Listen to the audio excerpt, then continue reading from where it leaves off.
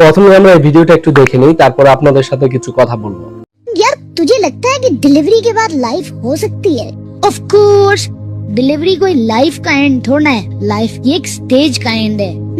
I don't know कैसी होगी delivery के बाद की life. Well may be delivery के बाद जो दुनिया उसमें ज्यादा रोशनी हो, मे बी उसमें हम इधर से उधर चल सकते हो।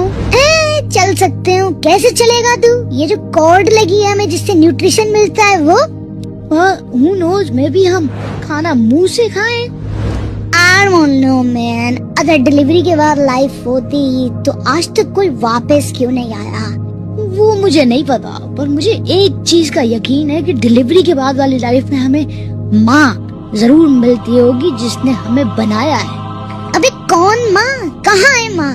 देखा है आज तक किसी ने माँ को?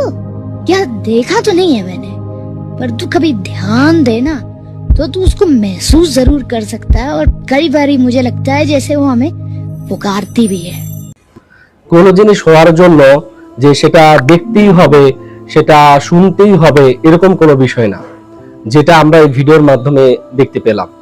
যে পেটের ভিতরে থাকা দুইটা বাচ্চা, তারা মনে করতেছে, একদম মনে করতেছে আসলে এই পেটের ভিতরের বাহিরে আসলে কোনো দুনিয়া নেই।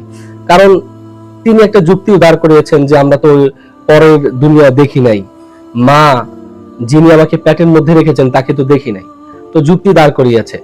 তো আসলে ওই বাচ্চার যুক্তি কেন এসেছে, তার অতটুকুই জ্ঞান, এর বাহিরে তার আসলে কোনো জ্ঞান নেই। তো আমাদের অবস্থাও ঠিক একই রকমই। আমরা মনে করি যে পৃথিবীতে আছি, জান্নাত জাহান্নাম দেখি নাই, তার মানে হয়তো জান্নাত জাহান্নাম নাই। বাকি জান্নাত জাহান্নাম যে আছে সেটা আমাদের জ্ঞানের কমতি থাকার কারণে সেটা আমরা বুঝতেছি না। কিন্তু সৃষ্টিকর্তার পক্ষ থেকে আমরা যেন সঠিক পথে পরিচালিত হয়, সেই জন্য কিন্তু আমাদেরকে বিভিন্ন বার্তা দিয়ে, নবী দিয়ে, কিতাব দিয়ে কিন্তু আমাদেরকে সঠিক পথগুলো দেখাচ্ছেন। যারা বুদ্ধিমান তারা ইনশাআল্লাহ আশা করি যে এখান থেকে শিক্ষা অর্জন করবেন।